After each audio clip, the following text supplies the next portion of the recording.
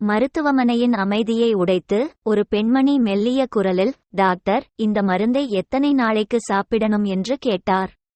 அவள் கண்களில் கண்ணீருடன், சாகுற வரைக்குமா என்று தயங்கினாள். மருத்துவர் அன்புடன் புன்னகைத்து, இல்லைம்மா, வாழும் வரைக்கும் தான் என்றார். அவள் திகைப்புடன், ரெண்டும் ஒன்னுதானே என்றாள்.